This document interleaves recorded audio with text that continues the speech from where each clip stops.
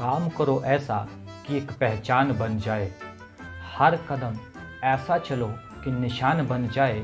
यहाँ जिंदगी तो हर कोई काट लेता है, जिंदगी जियो इस कदर कि मिसाल बन जाए। आप सभी को मेरा नमस्कार। मैं राहुल शुक्ला आज एक टॉपिक लेके आया हूँ जिसका नाम है बैड बैंक।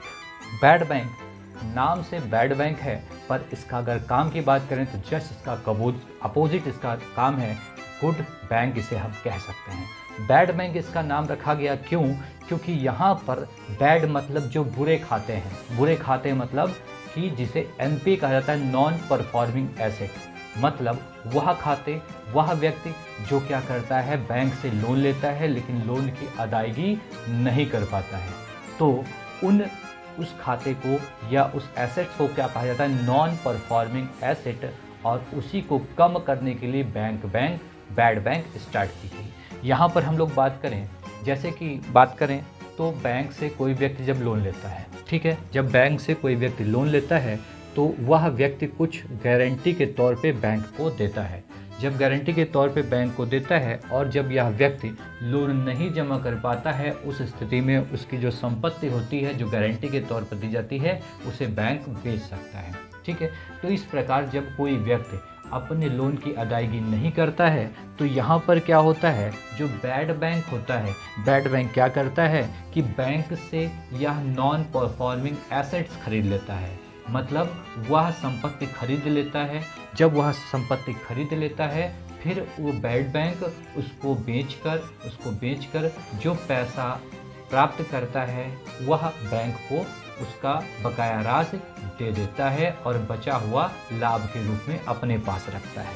तो ये बैड बैंक क्या है, तो देखिएगा NARCL प्लस IDRCL मिलकर ही बैड बैंक बने हैं। NARCL क्या है, नेशनल एसेट रिकंस्ट्रक्शन कंपनी, अर्थात बात करें यह एनपीए को खरीदता है बैंकों से। अगर नॉन परफॉर्मिंग एसेट को खरीदने का काम करता है तो कौन करता है, NARCL करता है। और इस खरीदे गए एसेट्स, मान लीजिए कोई मकान है जो गिरवी रूप में रखा था, उसको खरीदा किसने, NARCL ने।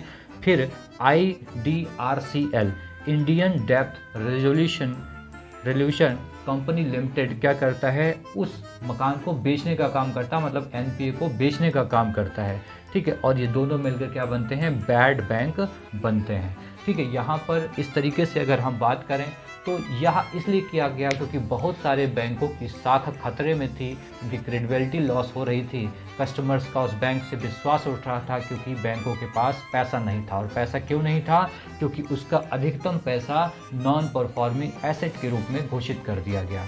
अब यहाँ पर इसकी वसूली बहुत इंपॉर्टेंट बनती है। तो यहाँ पर बजट 2021-22 में वित्त मंत्री निर्मला सीतारमण ने कहा कि 2 लाख करोड़ के एनपीए का निपटारा किया जाएगा, जिसके लिए 15 बैंकों के 82,845 करोड़ एनपीए खातों का चयन किया गया।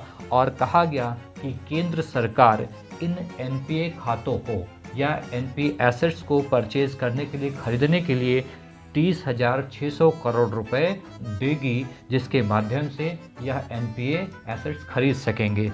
साथ ही में बैड बैंक क्या करता है, जब बैड बैंक बैंक से इस नॉन परफॉर्मिंग एसेट को खरीदता है तो जितनी भी, मान लीजिए कि कस्टमर से बैंक को 1 लाख रुपए चाहिए था, तो यहाँ पर जब बैड बैंक इसके द्वारा उस संपत्ति को खरीदता है तो 1 लाख बकाया राशि का 15% एडवांस के रूप में दे देता है। मान लीजिए 1 लाख है तो 15,000 पहले दे देगा, उसके बाद उस एसेट्स को बेचने के बाद 85% बाद में देगा और शेष बची राशि अपने पास रखने का कार्य करता है। मतलब प्रथम उद्देश्य इसका क्या है कि एनपीए को कम करना और द्वितीय उद्देश्य क्या है, लाभ कमाना, ठीक है। तो इस तरीके से जो भारत में बैंक के कर्ज में डूबी हैं या जिन नॉन परफॉर्मिंग एसेट ज़्यादा है, बैलेंस शीट को मेंटेन करने के लिए ये बैड बैंक का गठन किया गया।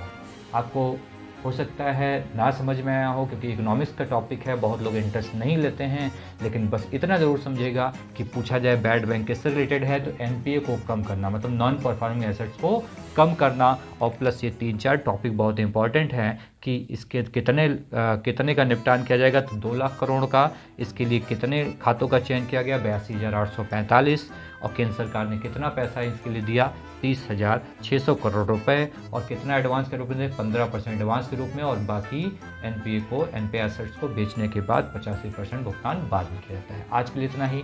बहुत बहुत धन्यवाद।